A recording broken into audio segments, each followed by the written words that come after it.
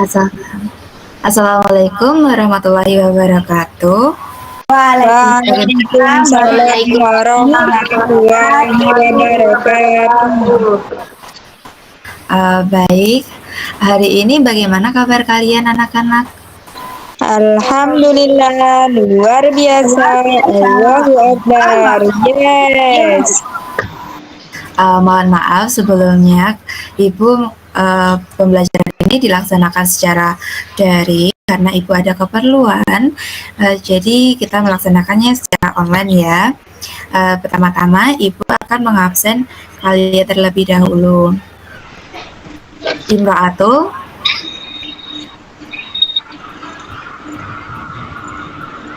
Imro'atul hadir tidak?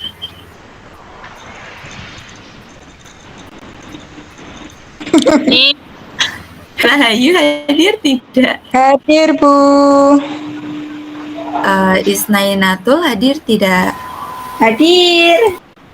Irsya? Hadir, Bu, hadir. Baik, semuanya Ibu sudah absen. Di sini ada yang tahu tidak Ibu mau membahas tentang materi apa?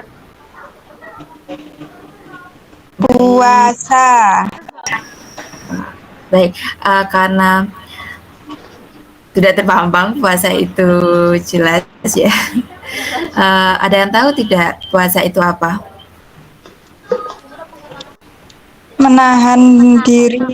Menahan lapar, Bu. Benar sekali. Pengertian puasa itu merupakan menahan diri dari makan dan minum serta segala sesuatu yang dapat membatalkannya, mulai terbit fajar sampai dengan terbenamnya matahari dengan niat karena Allah Subhanahu wa taala.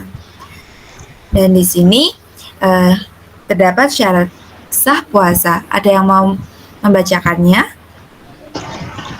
Saya, Bu. Baik, silakan Mbak Sri Rahayu. Syarat sah puasa ada 4. Yang pertama, beragama Islam.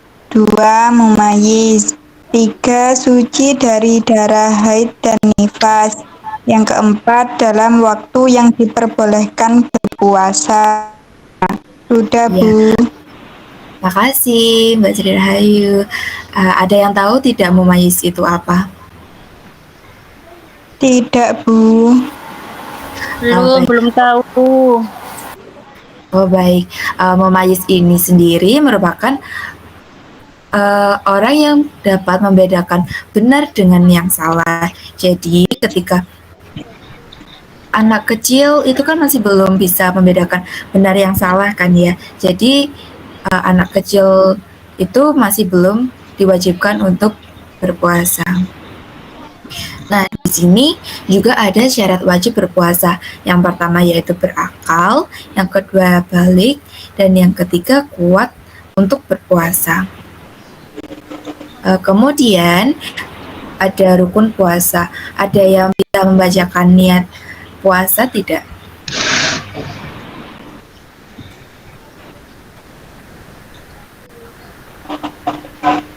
Atau kita bisa membacakannya bersama-sama? Bersama, Bu. Baik, kita mulai dari hitungan ketiga ya. 3, 2, 1. Nawai Itu Ada ifardi syahri Ramadan. Hadhihi fardhun lillahi ta'ala. Terima kasih anak-anak yang tadi kita bacakan itu merupakan rukun puasa yang pertama, yaitu niat di malam hari. Dan rukun puasa yang kedua yaitu menahan diri dari segala sesuatu yang membatalkan puasa mulai terbit fajar sampai terbenamnya matahari.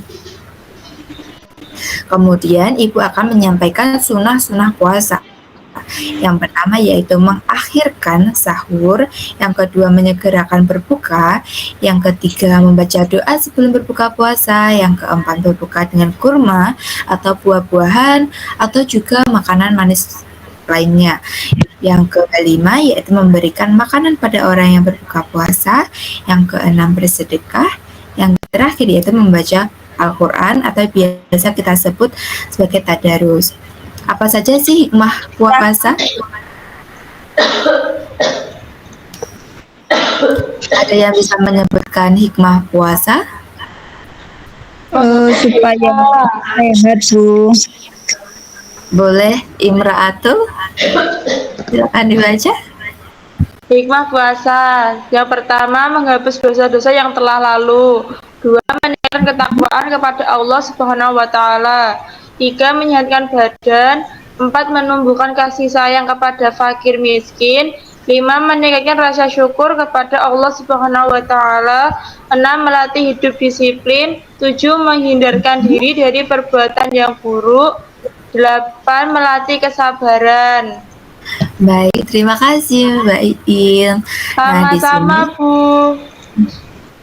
Nah, di sini kesimpulan yang bisa kita buat yaitu puasa adalah menahan diri dari segala makanan, minuman, dan segala godaan-godaan nafsu yang dimulai dari terbitnya fajar hingga terbenamnya matahari.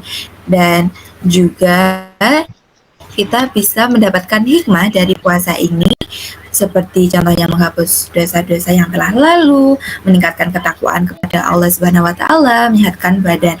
Dan di sini sekian materi dari Ibu. Nanti Ibu akan mengirimkan lembar kerja untuk kalian kerjakan. Nanti Ibu share ke WhatsApp grup ya. Dan pengerjaannya terakhir dikumpulkan besok pagi ya anak-anak. Sebelum kita akhiri, kita berdoa dahulu. Bismillahirrahmanirrahim. Amin. Amin. Baik, terima kasih atas partisipasi kalian. Ibu tutup. Wassalamualaikum warahmatullahi wabarakatuh.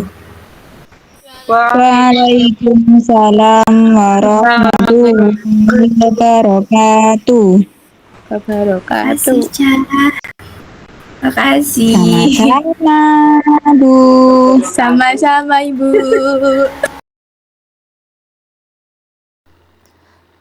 Kelebihan yang pertama yaitu peserta didik ikut dilibatkan di dalam pembelajaran. Yang kedua, memanfaatkan media PowerPoint yang memiliki minat dan visual yang bisa menarik bagi siswa. Kekurangannya yang pertama yaitu peserta didik masih belum siap saat awal pembelajaran. Yang kedua, jaringan sinyal internet yang susah sehingga pembelajaran tidak berjalan dengan lancar. Teori psikologi yang saya gunakan di dalam micro teaching ini adalah teori belajar kognitif. Teori belajar kognitif ini berbeda dengan teori belajar behavioristik karena teori ini mementingkan proses belajar daripada hasil belajar. Karena pada gagasan teori ini, pembelajaran ini adalah belajar dianggap sebagai upaya untuk memahami sesuatu. Dan yang kedua yaitu teori behavioristik atau perilaku, karena pada teori ini pembelajaran didasarkan pada gagasan bahwa semua perilaku diperoleh melalui pengondisian dan menggunakan stimulus respon. Di sini saya dalam micro teaching tersebut menggunakan teori behavioristik ini untuk menilai tingkah laku peserta didik saat pembelajaran berlangsung. Berikutnya yaitu umpan balik. Pada micro teaching yang sebelumnya, kurangnya penggunaan media pembelajaran sehingga pembelajaran menjadi kurang menarik minat, juga kurang bermakna, sehingga peserta didik kurang terlibat dan kurang termotivasi dalam mengikuti pembelajaran. Juga banyak yang tidak memperhatikan pembelajaran. Perubahan yang saya lakukan dengan cara menggunakan media pembelajaran PowerPoint yang didesain sedemikian rupa untuk menarik minat belajar siswa. Yang berikutnya yaitu evaluasi dalam pembelajaran micro teaching ini sebagai berikut. Yang pertama, siswa ada yang belum menyimak dengan seksama di awal pembelajaran. Yang kedua, terkendalanya akses internet. Hal ini dibuktikan dengan adanya banyak murid yang keluar masuk dari Google Meet. Yang ketiga, pembelajaran kurang menarik jika hanya dilakukan sendiri oleh guru. Jadi harus terdapat keaktifan dari murid. Jadi, hal-hal tersebut merupakan permasalahan yang ditemukan di dalam micro teaching kali ini, sehingga untuk kedepannya akan memastikan terlebih dahulu sebelum dimulainya pembelajaran, apalagi online, yang harusnya memastikan apakah sinyalnya bagus atau tidak.